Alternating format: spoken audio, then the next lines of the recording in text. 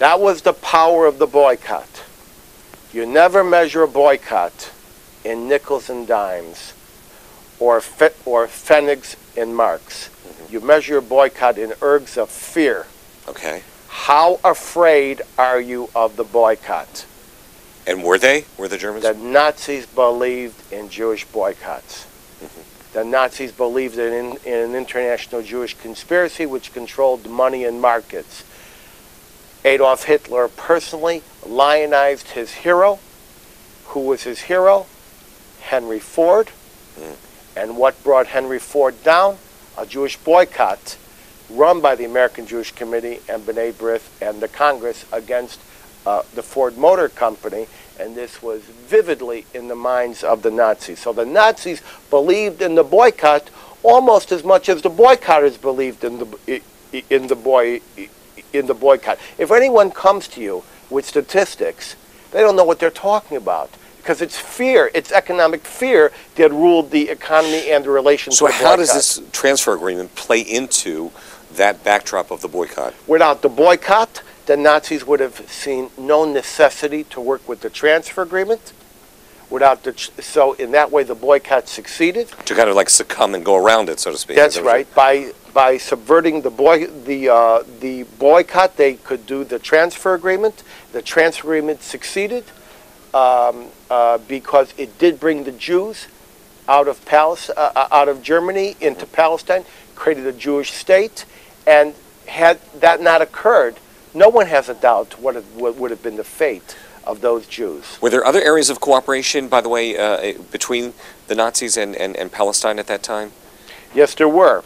There were undercurrents. Economic cooperation. Yes, none of this is simple. This was complex, and that's why I spent 5 years putting it all together. Jewish Palestine was half agrarian, if not mostly agrarian, at that time in 1930s. The Jews did not own much of the land, which they did buy with transfer agreement money. They did not have a big infrastructure, but they had farms. And what was the biggest product? I'm going to guess oranges, was it? Oranges was the big product of Jewish Palestine. It was the economic wherewithal. Mm-hmm. Who was the #1 customer for oranges from Jewish Palestine? Mm-hmm. Nazi Germany. Mm-hmm.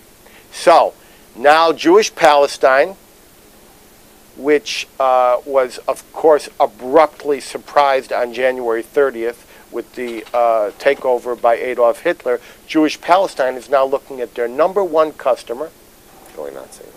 which is the Third Reich, and if those oranges are not purchased, there can be no economic vitality for for Jewish Palestine, and there was the constant threat by the Third Reich: we won't buy Jewish oranges from Palestine.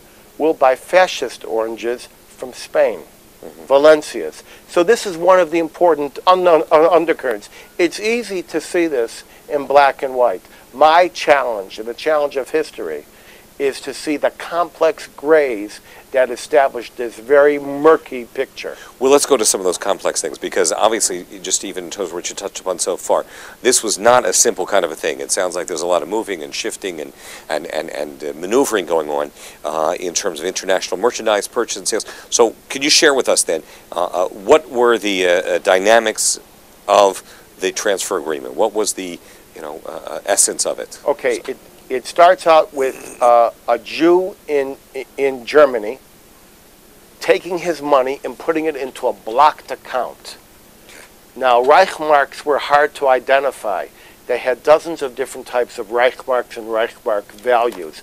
But generally speaking, across all of these fictitious and real mark systems, it was about 5,000 about 5,000 Reichmarks would equal the amount due. The Jew would put his money into a blocked account, a Sperrkonto, and that account would be fundamentally a trustee account, and that would be run by this bank in Germany. Then they would sell goods. They would sell pipes. They would sell taxis. They would sell it in Palestine. They would sell it in Lebanon. They would sell it in Turkey. They had all different types of commercial distribution for German goods. When the money was made available, The money was deposited in a second bank. The name of that bank was the Anglo-Palestine Bank.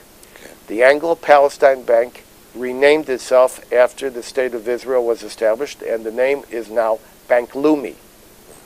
Same bank.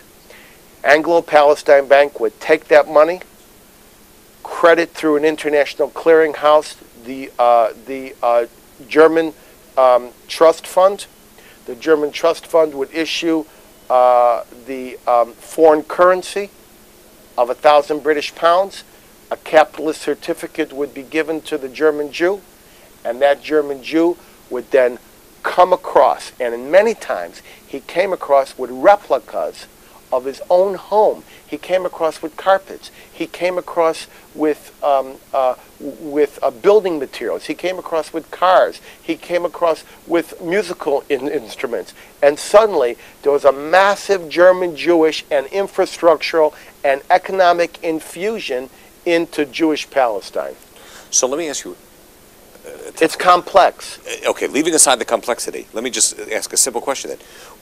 Was this then a situation whereby the Jewish community and somehow was contributing to the Nazi efforts and helping to finance what it is that they wanted to be able to do?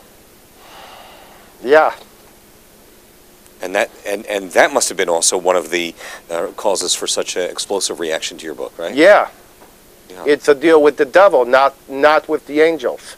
It's a deal with the people who want to kill you. So basically, every time they rescued a Jew, they paid into the Nazi economy. And it's worse than that. I mean, there were many dynamics that I never even wrote about, but the Jews were compelled. The Jews were compelled to rescue Jews in this fashion. It was a terrible choice to have to make. It was a terrible choice that was thrust upon the Jews, but you do not, upon the Zionists, but you do not blame the hostage with the gun at their forehead. Did the Zionists consult with anybody on this, or they just said, you know what, we've got to do this, and this is what we need to do? In other words, did they talk with the American Jewish Committee or Congress? I mean, I assume I know the answer. They just, went on their own. Is that right? They didn't care about the American Jewish Committee. Right. In fact, Zionism was controlled out of London until this time. And by the time the transfer agreement came to the fore, the access point for Zionist authority had transferred to Jerusalem. And so the people on the ground in Jerusalem were making decisions. And they weren't just taking anyone on a first-come, first-served basis. They were actually concomitantly building the state of Israel. And so consequently, they took the people who had a chance of surviving in Jewish Palestine, not just anyone. When we've used this term, the Zionists, that's the Zionist leaders, the Jewish nationalists, any particular leaders that we know of who were involved in advocating for this? Yes, the entire Jewish agency. We're talking David Ben-Gurion. We are talking about another gray, not black and white fabric. Just as I said, the American Jewish community was divided between these two different blocks. In the Zionist community also there were... The Zionist community was also not monolithic.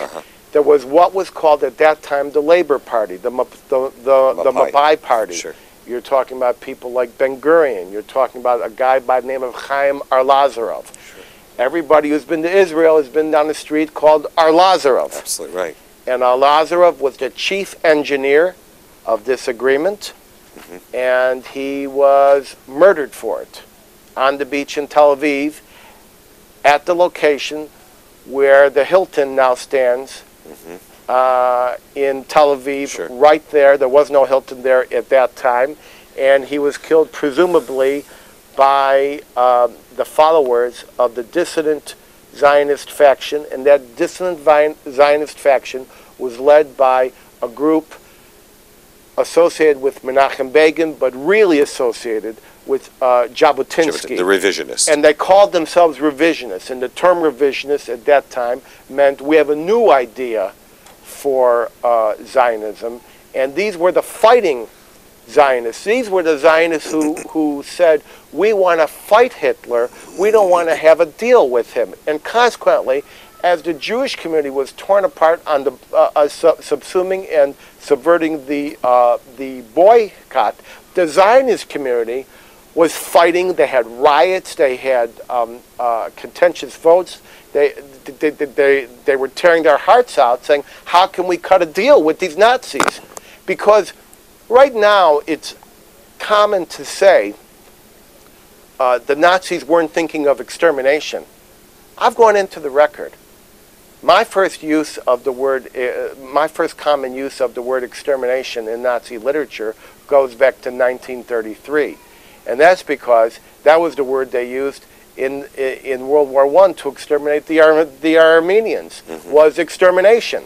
So consequently, it was a word of parlance of the day, and the Zionists completely expected everything that happened because they had a complete grasp on Jewish history, on the worthlessness of Jewish life at the hands of murderers. They had seen many, many Jews die in Eastern Europe and in other parts of the world. So I want to fast forward now. We're talking about the controversy that occurred then. We're talking about the controversy about the book. On a personal level, exposing this, dealing with this, writing about this, obviously must have been a lot of, well, I don't know what to say, whether it was ad hominems, attacks, or whatever.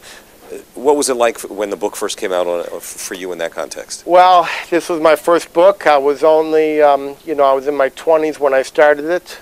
It came out in 1984.